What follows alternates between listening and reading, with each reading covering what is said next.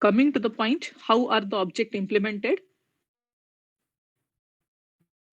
So each class object gets its own copy of the class data members, as I mentioned earlier, okay? But all objects of the same class share only one single copy of the member functions. Yesterday, I have mentioned this. As and when this X and Y will be two data members, okay? Sorry, two objects of the class stack, okay? So depending on the data members, those data members will be, they will have an individual copy of each data member except the static data member, okay? And then they will share the same copy of the push and pop function. Only one copy. Only one copy of the push and pop methods. Okay, but for individual, I mean, but they will have an individual data member copy. Okay, so we have a three data members.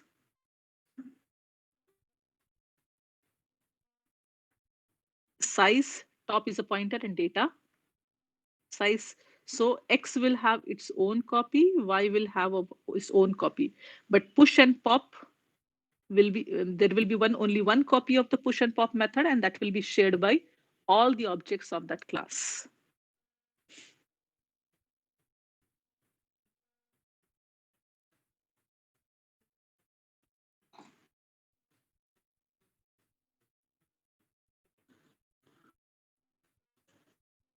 Okay, so typically, if you want to make use of C out, C in, okay, you are required to include this library, IOStream, remember, and many other IO related methods or keyword. If you want to make use, then you are required to include IOStream. Okay, here I used this a special method related to string. That's why I included string library.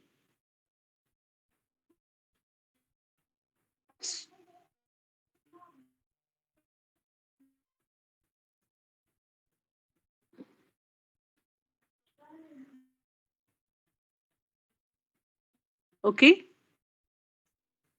so always remember to include appropriate libraries if you are using any specific function. Okay, so here you can have global var also. You can have global var as you might have done in C language also. Okay, so global var is the global variable definition. And try to understand the difference between definition and declaration. If I am defining it and declare it here, the global var is an example of definition as well as declaration. Okay.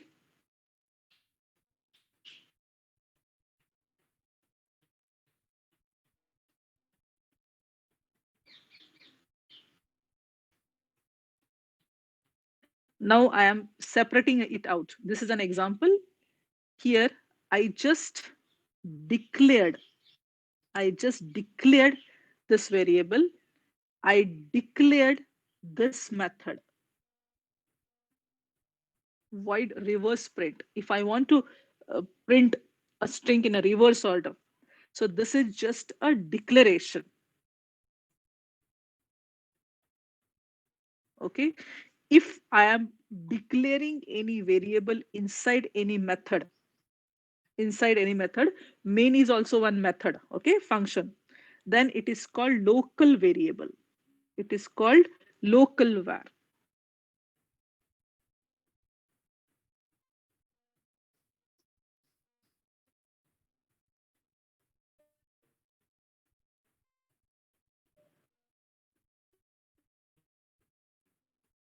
Okay, rest of the thing, you all of you might be knowing that this is for the command line argument.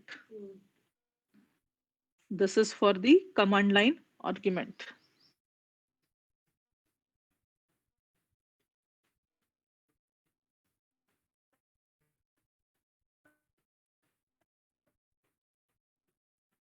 Okay, so definition, a data member definition introduces a variables or a function's name and type.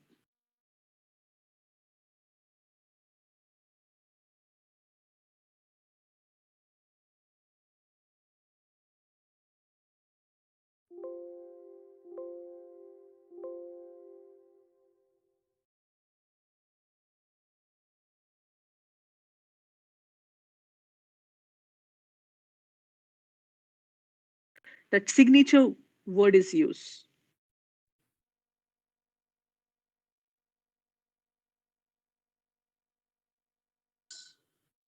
Okay. So definition, function definition is okay.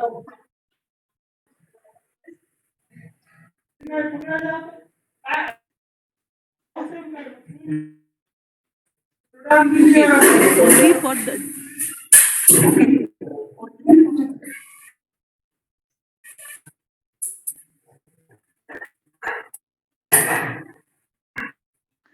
CR. Kindly take care. Ma'am, please mute everyone.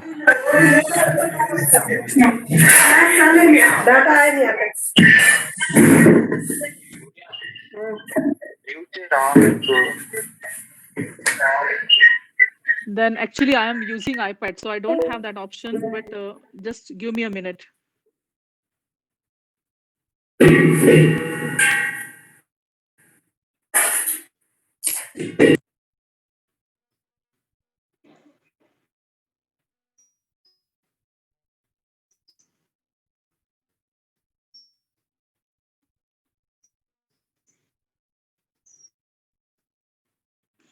Yeah, there is some query.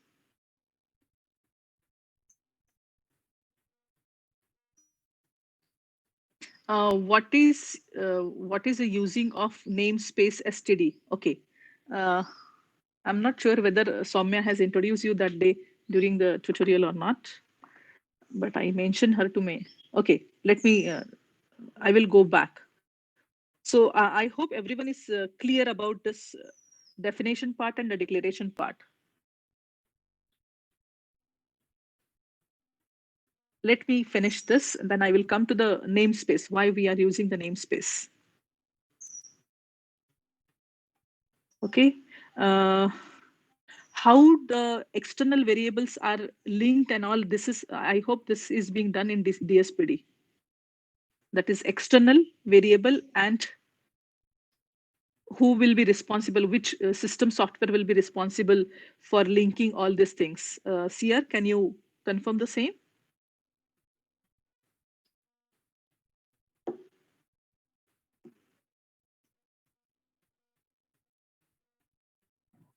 No, ma'am. Okay. Okay, it is not done. Okay. So let us start. Okay.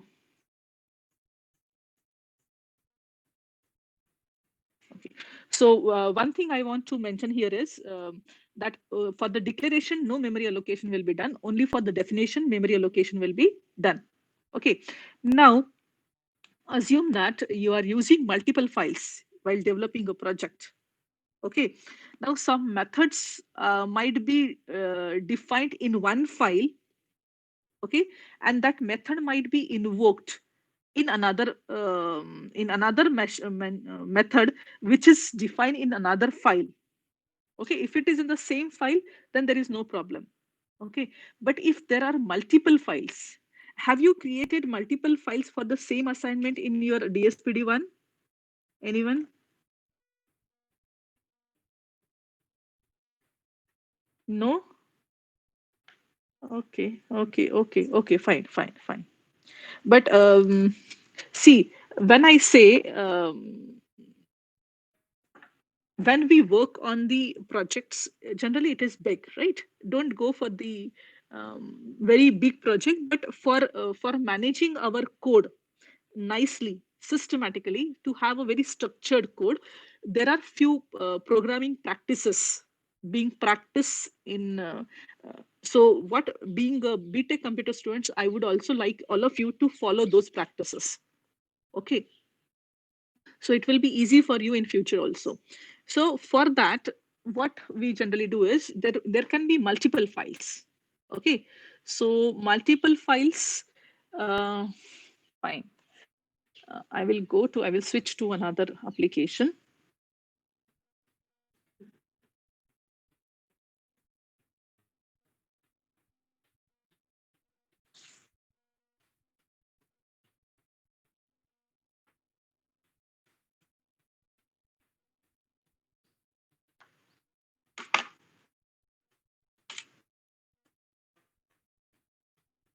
Okay. So assume that you have multiple files for your projects. Okay. Now F1 or var1, F1 is a function where I'm writing for the variables. Okay. V1 is defined here. I'm saying it is defined here. Okay. And sorry, this should not be a bracket. I'm using it for the variable is whatever the type. Okay. Type of V1 and some value. Okay. 10. Now, here there is another function F2. See, I'm not writing the complete declaration and definition of no, return type and all. Okay, assume. Just for simplicity, I'm skipping it. Okay, here F1 is invoked in this file. F1 is invoked in this file. Say this is my file number 1. This is my of the C code. Assume that it is a C code file. File number 3, not necessarily this whatever I'm going to discuss is not limited to C or C++. It's in general. Okay, if that is the case, now this F1 is not defined in file F2, file 2. Okay, so where it has been defined in file 1. Okay, so we will tell the compiler here to include all those files who are having a member function definition or variable declaration which are being used here. Okay, so I will say that include file 1, just the way all of you have done for the standard library. Okay, include file 1. Okay, if include, and here you are required to enter some extra instructions that, okay, though the F1 and V1 is defined here, but they might be used in some another file. We don't know in which file. Okay, in addition to this include file, you are required to have some instruction in file F2 telling that F1 is external. It is external function. Okay, now assume that you compiled F2 first. You compiled F2 first, and which will create the object file, obj file. Okay, depending on the system OS you are using. Okay, so it will create the object file. Now, in that object file, it will contain a machine code for instruction all the instruction. Okay, but wherever, so assume that there is only one function in file file 2, which is F2. Okay, so it will contain the machine code or the compiled code of function F2. Okay, I will say it's a machine code or compiled code. Okay, but inside this there is an invocation to F1, but F1 is not present. Okay, but we told here to the compiler that yes, F1 is defined in some other file, just wait. That instruction we have already included. Okay, at the start of the file F2. So wherever there is an invocation, actually, if it is a local file, then this invocation is get replaced with the address. It get replaced with the address. But here the f1 is not defined in the same file, so there is no question of resolving that address. Okay, address resolution it is called. So in addition to the this compiled code, it will create the table. Okay, it will create the table, address table. It will create. So some bookkeeping is also need to be done by the compiler. It will create the table, and in that table it will say that f1 is still unresolved, and the location of f1 in that file where f1 is invoked. Okay, so this table will have unresolved addresses and the data related to it. Okay, now separately you will compile, you might compile this. Okay, and create the object file of file 1 also. Okay, now it is having the definition of f1. Okay, where v1 and so on. Okay, assume that there is no external references, but this red color, no, I have this object file of file f2 is having an external reference which is not resolved yet, Okay, but when you will create one single executable file, because this is include is already mentioned. So okay, include is also. So compiler, if you just compile it, okay, compile it, the the compiler will create individual object file, yet not the executable file is come. Now the linker will come into come into the picture, and then linker will combine all this object file to create a single file. Okay, and with help of this table, and here also there will be some instruction in this file that it has been defined, it is defined here, but it is having some external references also. So this object file will also have one table in which it will have the address of f1 and v1. I am giving the example of function as well as external variable. Okay, now when these two files will be combined by the linker, now it will be the responsibility of the linker to resolve. That is, it will put depending on the how you wrote the this, it will have the executable code of f1, definition of v1, then executable code of f2. Okay, now wherever there was the reference for f1, now this reference has been resolved by the linker by putting this address here instead of f1. Now this address will be there. Okay, address with reference to the starting point of this file in terms of offset. Okay, so that is done. So whatever the data is there in this table, using that data, the linker will resolve all the linkages, and now this is your executable file.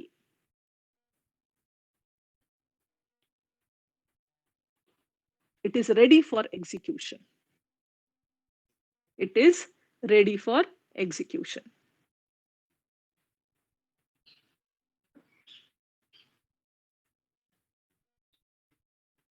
Is this clear?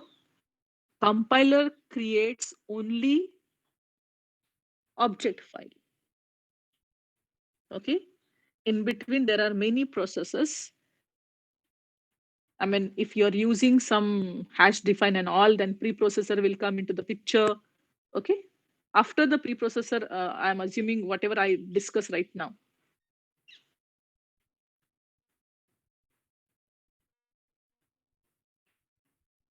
That will be go in the sequence.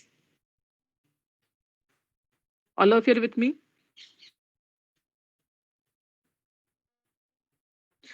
So, I mean, the things, if you have used any preprocessor command, then or directives, then the preprocessor will come into the picture. So first preprocessor will work on your code, then it will be handed over to the compiler to compile. Okay, then it will be handed over to the linker to resolve all the this unresolved references if you are using some external variable and external function. Okay, so while developing a program, you might be develop each module in different files. Okay, but at last you will be getting only one executable file. Okay, linker. And after creating the executable file, it will be the job of the loader to appropriate whenever you give the command to execute that file, that program, that project. Okay, so it will be the responsibility of the loader to load that executable file at an appropriate address provided by the OS and start the execution.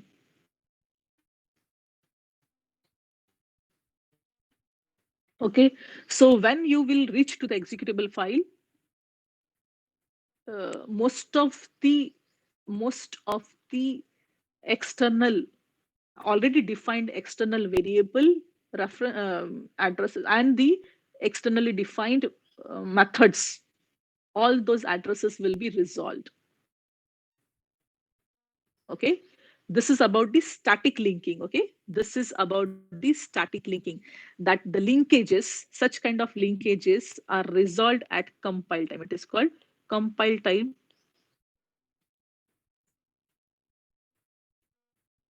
Okay, compile time, that is static. Now with OOPS and all, there can be some linkages or address resolution will be done at the runtime that we will discuss later. I don't want to make you confuse more.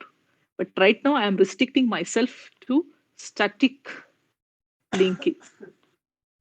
Static linking, that is compile time linking. So with whatever the executable code you will get, no, there will be no unresolved address. There will be no unresolved addresses. Any query on this?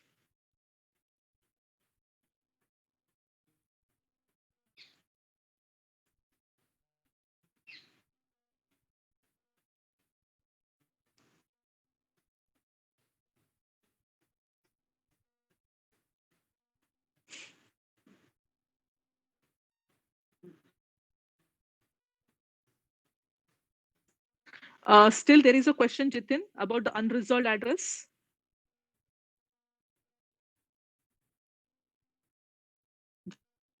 Put yourself and ask.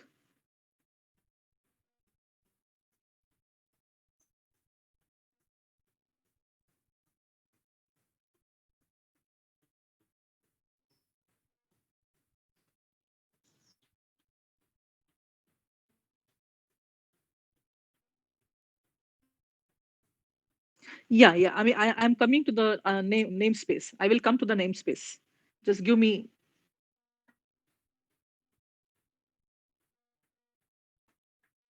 Have you got it, Jitin?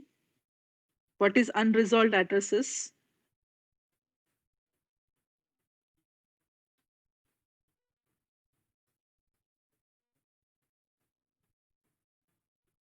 Not understood. Unresolved addresses. You can unmute and tell me, Jitin. I'm not getting you from chat.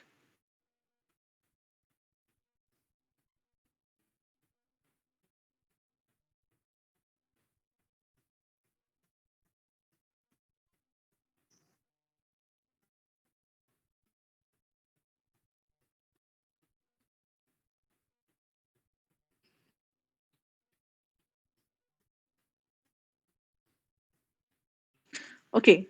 Uh, there are two queries to be addressed right now. Namespace I will take later on. If time permits, I will take it today. One query is, are we supposed to define the string in the header file or it is there? In C++, it is already there.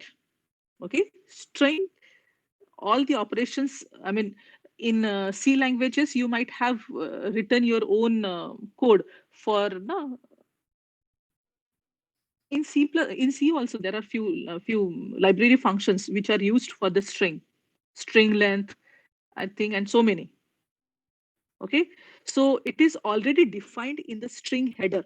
You are just need to include it. You are just need to include it.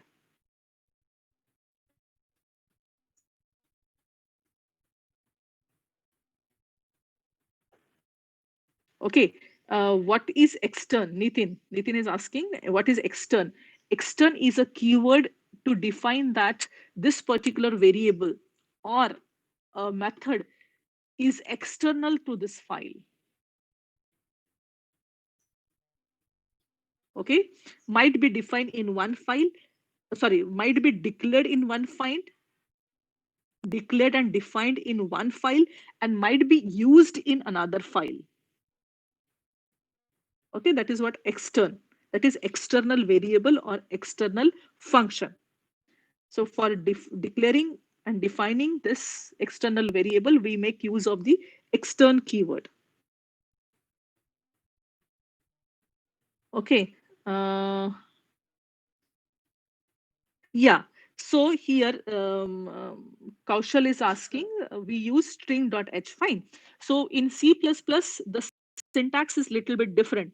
Here we do hash include in the less than and greater than symbol. Inside that, we give the name of the header file in which the related functions or methods are defined.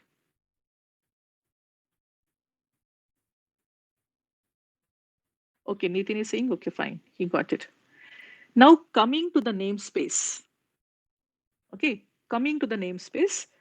Uh,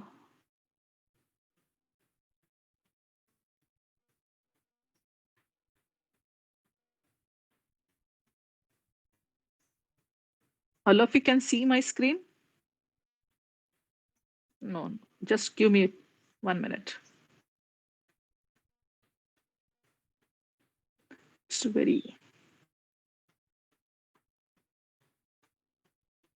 okay. Now the beauty of object oriented, I hope everyone can see my screen. The beauty of object oriented that it we can define our own data type, right? User defined data type, which is called with the help of class. Okay. Now assume that I have a class here. I define a class A. Okay.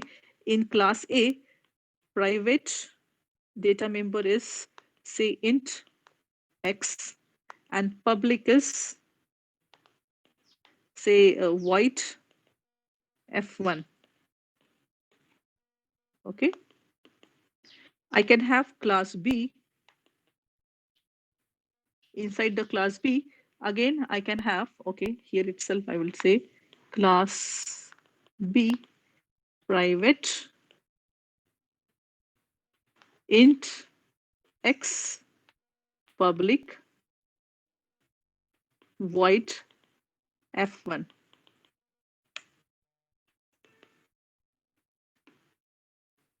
Okay, if you look at the structure of class A and class B, both are same, but class A's x is different, class A's f1 method is different, and class B's x and class B's f1 is different.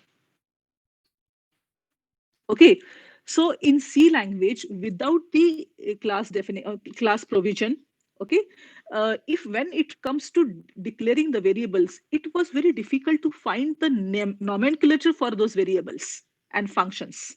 All of you agree with me? Okay, because I mean most of the thing goes in a either multiple file, but then in a single executable file. So you cannot have a variable, two variable with the name x. But here you can have the data member, same name of the data member in two different classes. Okay, same member method names, but in the two different classes. So now this has solved your problem a little bit, that you don't have to think much about the nomenclature to be given to the variables and the methods. Okay, because that is limited. That is no, the this F1 scope is only for class A.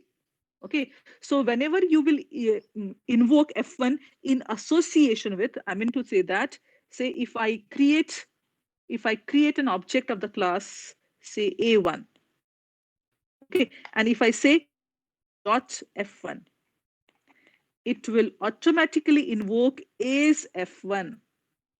If I say B1, okay, and if I say B1 dot F1, it will automatically invoke B's version of F1. So this association is very important. This association is very important. With whose association a particular method or variable is being used.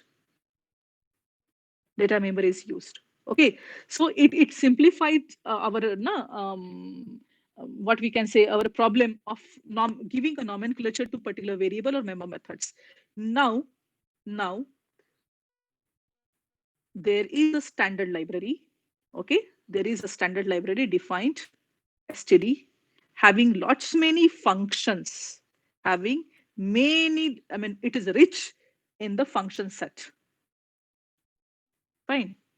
Now assume that one of it is say str length,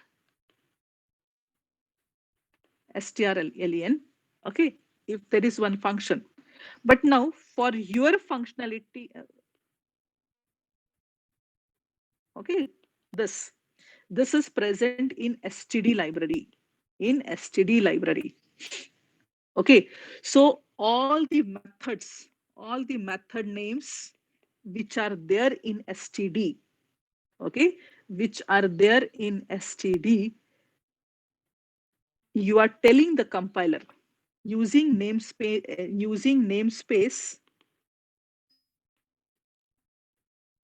It's a namespace. Std means what? Wherever, I mean, whenever it will see a function call, a method call, it will search the namespace of the std library.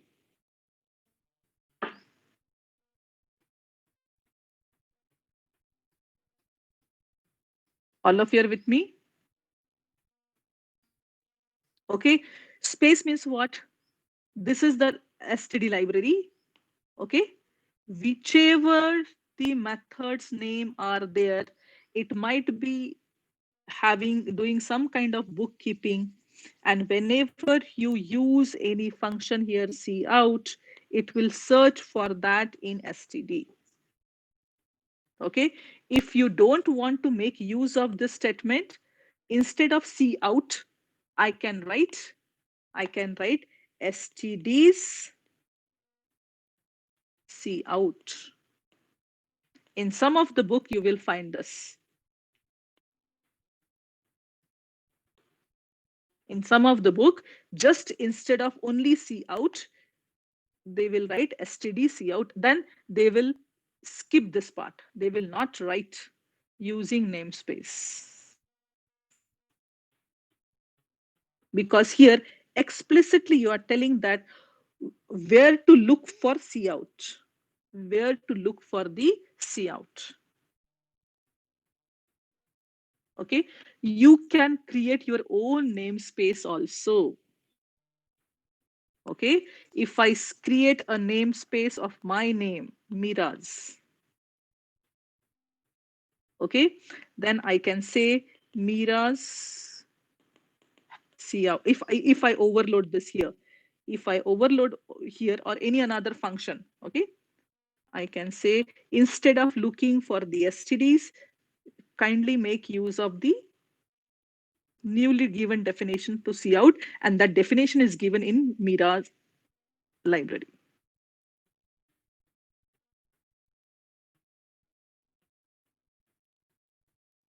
Okay, but that for that I am required to create my own namespace.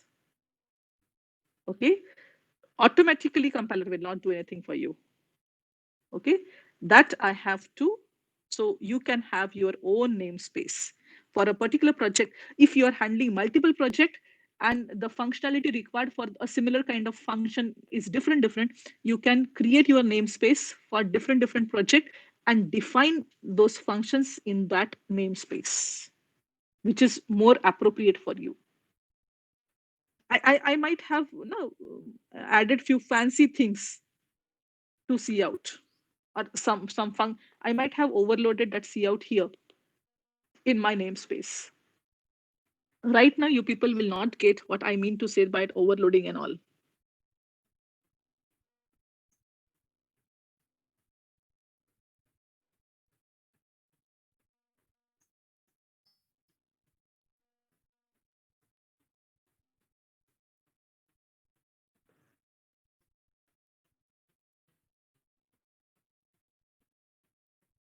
Is that fine?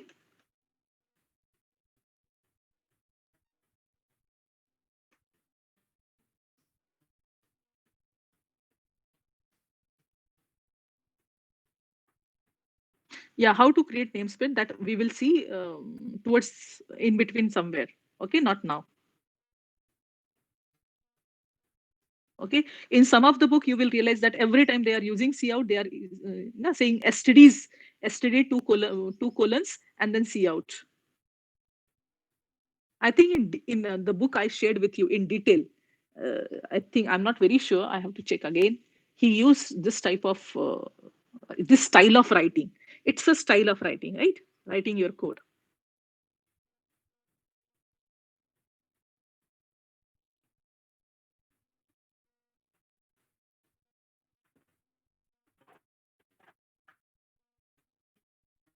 Okay. I hope there is no further query.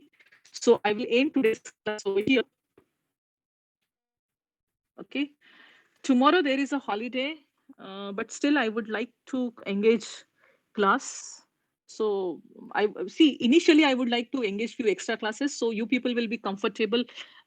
You will become comfortable for writing the programs. Start writing the programs, and do practice this because your internship interviews will be heavily dependent on the object oriented, your knowledge in the object oriented programming. Okay. So that's all from my side. Thank you.